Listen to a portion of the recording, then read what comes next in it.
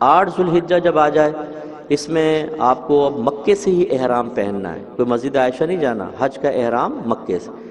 اور بہتر یہ ہے کہ مسجد حرام میں چلے جائیں، غسل خانوں وغیرہ میں وضو کیا، غسل کیا، احرام پہن لیا، اور فجر آپ نے مسجد میں ادا فرمائی۔ موقع نہ ملے ہوٹل میں ادا کر لی جیسے آپ نے، بہرحال تو فجر یہاں پڑھی۔ اب آپ کو مینا روانہ ہونا ہے، اور 5 نمازیں مینا میں پڑھنی ہیں، ظہر، عصر، مغرب، عشاء اور اگلے دن کی فجر۔ یہ 5 نمازیں مینا میں پڑھنا سنت ہے۔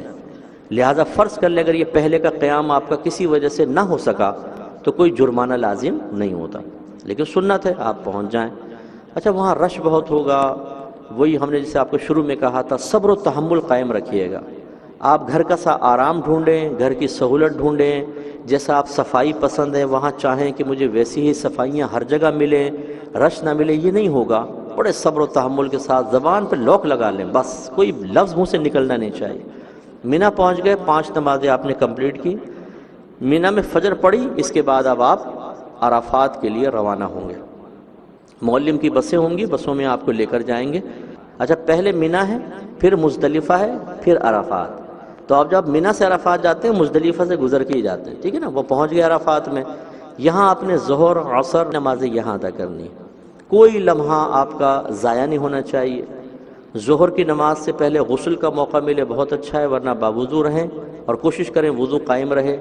زیادہ سے زیادہ ذکر الہی کریں، دعائیں جتنی زیادہ مانگ سکیں بہت ہی بہتر ہے۔ یہ وقت کھانے پینے کا نہیں ہے، یہ وقت سونے کا نہیں ہے۔ ہاں، اس دن روزہ رکھنا خلاف سنت ہے، یاد رکھیں، ہے تو جائز، لیکن نبی کریم نے روزہ نہیں رکھا۔ میدان عرفات میں جب پہنچے ہیں تو آپ 8 کو دیکھیں مینا پہنچے تھے، اب اگلے دن کی جب فجر ہوئی تو کیا دن آ گیا؟ 9 ذوالحجہ، اس میں آپ میدان عرفات میں مغرب تک وہاں رہے، خصوصاً عصر سے مغرب خوب دعاؤں میں مبالغہ کریں۔ مغرب کے بعد جب غروب آفتاب کا یقین ہو جائے اب آپ باہر نکلیں گے۔ اگر کوئی میدان عرفات سے غروب آفتاب سے پہلے نکل گیا اس پر دم لازم ہو جائے گا۔ ویسے تو تشریح میں آخر میں کر ہی دیتا، لیکن دم کا مطلب ہوتا ہے ایک بکرا ذبح کرنا یا دمبا، حدود حرم میں اسے دم کہتے ہیں۔ اور اگر اونٹ ذبح کرنا پڑے یا پوری گائے تو اس کو بدنہ کہا جاتا ہے۔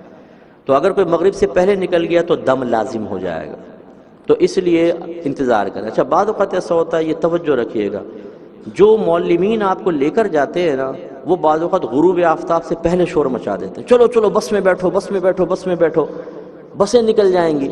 تو لوگ گھبرا جاتے ہیں کہ یار بس نہ نکل جائے، وہ پہلے جا کر بیٹھ جاتے ہیں، اور بعض اوقات وہ عرفات کی حدود سے باہر کھڑی ہوتی ہیں تو دم لازم ہو جائے گا۔ میری یہ بات بس یاد رکھیے گا، آپ اگر نہیں آئے بس چل نہیں سکتی، سب کو کاؤنٹ کرنا ہوتا ہے، ایک ایک آدمی کو دیکھنا ہوتا ہے، اس کو دیکھتے ہیں کون کون آ گیا کون کون نہیں، جب تک پورے نہ آئیں بس نہیں چلے گی۔ غروب آفتاب سے پہلے نہیں نکلیے گا۔ آپ نے ظہر پڑھی، عصر پڑھی، مغرب کے ٹائم پہ نکلیں گے لیکن مغرب ادا نہیں کریں گے، ٹھیک ہے؟ مغرب ادا کرنی ہے آپ کو مزدلفہ میں جا کر۔ اب آپ پہنچ گئے، رات ہو گئی غروب آفتاب کے بعد، یہ رات مزدلفہ میں گزارنا سنت کریمہ ہے۔ یہاں پر آپ مغرب اور عشاء ایک ساتھ ملا کر پڑھیں گے، ہمارے آقا صلی اللہ علیہ وسلم کی سنت کریمہ ہے۔ اس طرح کہ اذان ہوگی، اقامت ہوگی، مغرب کے 3 فرض، پھر متصلاً بعض نے کہا اقامت درمیان میں پڑھ دیں، یہ بھی ثابت ہے، پھر مغرب کے عشاء کے 4 فرض، پھر مغرب کے سنت نفل، پھر عشاء کے نوافل سنن اور وتر وغیرہ۔